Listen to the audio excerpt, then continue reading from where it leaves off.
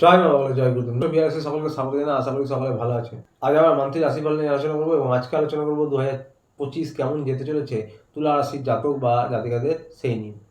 শুরুতেই বলবো, এই আলোচনা আপনাদের জীবনে 40 থেকে 50 লাখ ফলিত হতে চলেছে। কেউ দয়া করে ভাববেন না এটা আপনাদের জীবনে 100% ফলিত হবে। তার কারণ হচ্ছে বর্তমান গ্রহস্থিতি অনুযায়ী যার ব্যক্তিগত লগ্নগোষ্ঠীর গ্রহস্থিতির সঙ্গে যতটা বেশি ম্যাচ করবে তার সঙ্গে কিন্তু ততটাই বেশি ফলিত হবে। এবং এটা কারোর ব্যক্তিগত লগ্নগোষ্ঠী নিয়ে আলোচনা নয়, সেটা মাথায় রেখে দেখবেন। এর উদ্দেশ্য হচ্ছে যা কিছু ভালো রয়েছে তা দেখে যেন আরও ভালোভাবে প্ল্যান করতে পারেন এবং যা কিছু নেগেটিভ বা খারাপ রয়েছে তা দেখে যেন সতর্ক বা সাবধান হতে পারেন। শুরুতেই বলবো যে তুলা রাশির জাতক জাতিকারা যারা রয়েছেন, আপনাদের 5 নম্বর হাউসটি হচ্ছে শনিদেবের ঘর এবং এখানে সক্ষেত্রে শনিদেব রয়েছেন, মার্গী হয়ে গেছে, তার সাথে শুক্রও রয়েছেন। তো সুতরাং আপনাদের কিন্তু 5 নম্বর হাউসের অধিপতি 5 নম্বর ঘরে রয়েছে। পড়াশোনার জন্য এই সময়টা অত্যন্ত ভালো। ন্যায়ের দেবতা, পরিশ্রমের দেবতা শনিদেব। তো সুতরাং যারা পরিশ্রম প্রয়াস করছেন তারা যে কোনো বিষয়ে সফলতা পাবেন। পড়াশোনার জন্য, কম্পিটিটিভ এক্সামের জন্য, কোথাও অ্যাডমিশনের জন্য আপনারা কিন্তু সফলতা পাবেন। অ্যাডমিশনের জন্য আপনারা 14 তারিখের পর থেকে কিন্তু বিশেষভাবে সফলতা পাবেন। যারা সরকারি চাকরির জন্য পরীক্ষার জন্য চেষ্টা করছেন আর কি, সরকারি পরীক্ষার চাকরির জন্য, তারা কিন্তু 14 তারিখ থেকে সফলতা পাবেন। বিশেষভাবে আপনাদের এই সময়টা ভালো যাবে 14 তারিখের পর। তবে মাঝে মাঝে কিন্তু মনোসংযোগের অভাব হতে পারে। ঘোরাফেরা, আনন্দ হুল্লোড়, ভিডিও দেখা, গেম খেলা, কম্পিউটার, মোবাইল, ইন্টারনেট এসবে একটু মন যেতে পারে, সেই বিষয়টি একটু খেয়াল রাখবেন। যারা লাভ রিলেশনে রয়েছেন বা প্রেমিকা রয়েছেন তাদের উদ্দেশ্য হলো আপনাদের কিন্তু এই 5 নম্বর হাউস থেকে বিচার করা হয়। তো সুতরাং আপনাদের কিন্তু এই মাসটা অত্যন্ত ভালো যেতে চলেছে। ঘোরাফেরা, আনন্দ হুল্লোড় এগুলো হবে এবং আপনারা একে অপরের বোঝাপড়া উন্নত করুন। আপনাদের একে অপরকে হেল্প করুন, একে অপরের সাহায্য করুন আর কি। এবং আপনাদের কিন্তু ঘোরাফেরা, আনন্দ হুল্লোড়ের সাথে সাথে মাঝে মাঝে মতান্তর হতে পারে, মতবিরোধ হতে পারে এবং পুরনো কথা টেনে নিয়ে এসে কিন্তু মনে দুঃখ কষ্ট পেতে পারেন। সেই বিষয়টি খেয়াল রাখবেন। তবে আপনাদের 70% এই মাসটা ভালোই যাবে। 14 তারিখের পর থেকে একটু ইগো সমস্যা হতে পারে, সেটা মাথায় রাখবেন। আপনাদের বা আপনাদের পার্টনারের কোনো লাভ হতে পারে। তো আপনাদের কিন্তু 70% এই মাসটা বেশ ভালো যেতে চলেছে। এবার বলবো যারা হাজব্যান্ড ওয়াইফ রয়েছেন তাদের উদ্দেশ্যে আপনাদের যে 7 নম্বর ঘর, সেটি হচ্ছে মঙ্গলের ঘর এবং মঙ্গলদেব আপনাদের কিন্তু নিচস্থ রয়েছে, 10 নম্বর হাউসে রয়েছে। তো শুরুর দিকে যদিও পরে মঙ্গলদেব কিন্তু বক্রি হবেন এবং নিজের ক্ষমতা বাড়াবেন, শুরুর দিকে একটু মনে রাগ থাকতে পারে, একটু চাপা রাগ, হুটহাট রেগে যাওয়া, মতান্তর হওয়া। বিশেষ করে এই বিষয়টা আপনাদের একটু খেয়াল রাখতে হবে। আপনাদের কর্মব্যস্ততা বাড়বে, আপনারা একে অপরকে সাহায্য করুন এবং একে অপরের কিন্তু বোঝাপড়া উন্নত করুন।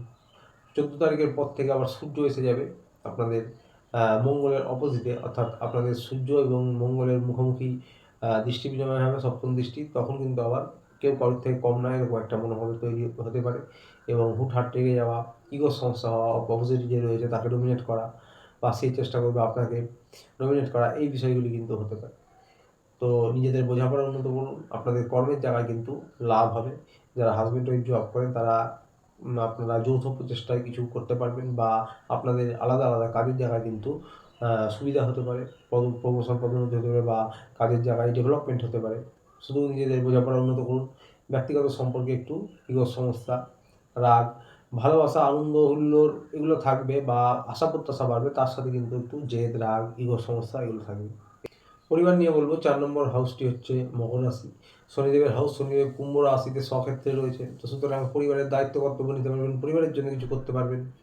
পরিবারে কোনো আইনি জটিলতা, কোনো লোন বা কোনো পরিবারের পুনর্বিবাদ, যে কোনো আইনি জটিলতা আর কি, সেগুলি কিন্তু 14 তারিখের পর থেকে নিষ্পত্তি হওয়ার সম্ভাবনা রয়েছে। তবে পরিবারের যারা বড় সদস্য রয়েছে, গুরুজন রয়েছে, বাবা মা, শ্বশুর শাশুড়ি, তাদের স্বাস্থ্যের খেয়াল রাখুন। তাদের হাড়ে গাঁটে ব্যথা হতে পারে, স্বাস্থ্যের টুকটাক সমস্যা হতে পারে এবং আপনাদের সঙ্গে কিন্তু বচসা, ইগো সমস্যা এগুলো হতে পারে কিন্তু। কারণ সূর্যদেব এসে যাবে 14 তারিখের পর এবং অপোজিটে মঙ্গল রয়েছে।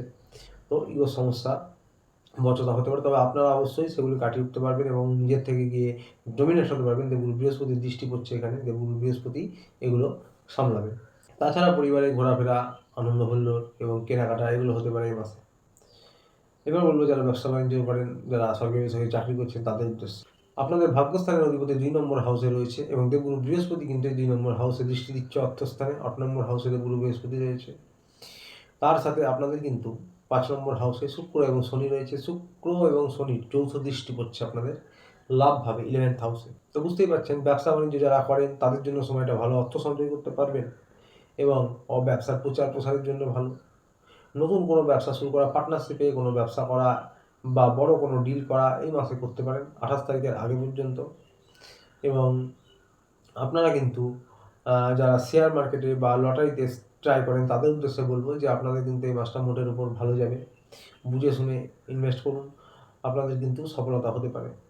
আটকে থাকা অর্থ প্রাপ্তি হতে পারে, আটকে থাকা লোন প্রাপ্তি হতে পারে, এইগুলো হতে পারে। এবং যারা রাজনৈতিক ফিল্ডে রয়েছেন তাদের জন্য বলবো যে আপনাদের 14 তারিখ থেকে সময়টা ভালো। সরকারি পরীক্ষার জন্য যারা প্রচেষ্টা করছেন তাদেরও 14 তারিখের পর থেকে সময়টা বিশেষভাবে ভালো।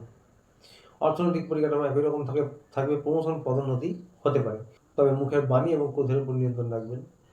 ম্যানেজার, সিনিয়র কলিগ যারা রয়েছেন, বস যারা রয়েছেন তাদের সঙ্গে সম্পর্ক উন্নত করবেন। আপনাদের এই মাসটা মোটের উপর ভালোই যাবে। স্বাস্থ্য নিয়ে বলবো যে অষ্টম হাউসে দেখুন বৃহস্পতি রয়েছে এবং 6 নম্বর হাউস যেটি রয়েছে আপনাদের রাহু রয়েছে। তো যার জন্যে আপনাদের কিন্তু বদহজমের সমস্যা, লিভার, কিডনি, স্টমাক জাতীয় যে কোনো সমস্যা হতে পারে, হরমোনাল সমস্যা হতে পারে বা থাইরয়েডের সমস্যা হতে পারে এবং high blood pressure, low blood pressure, চোট আঘাত লাগা, হুটহাট চোট আঘাত লাগা এগুলো হতে পারে। প্রতিকার নিয়ে বলবো তুলা রাশি শুক্রদেবের রাশি। তো সুতরাং আপনারা কিন্তু ওম নমঃ শিবায় এই মন্ত্র প্রত্যহ 108 বার জপ করতে পারেন করগুণে, বা 2 মিনিট 3 মিনিট ধ্যানের মতন জপ করতে পারেন। অত্যন্ত ভালো প্রতিকার হবে। বাড়ির ছাদে বা উঠোনে পাখিদের কিছু খাবার খাওয়ান করতে অত্যন্ত ভালো প্রতিকার হবে। তো আসছি এই পর্যন্ত। ভিডিওটি ভালো লাগলে চ্যানেলটিতে অবশ্যই লাইক, সাবস্ক্রাইব করে পাশে থাকবেন। দেখা হচ্ছে আবার পরের ভিডিওতে। ততদিনে ভালো থাকবেন, সুস্থ থাকবেন। নমস্কার।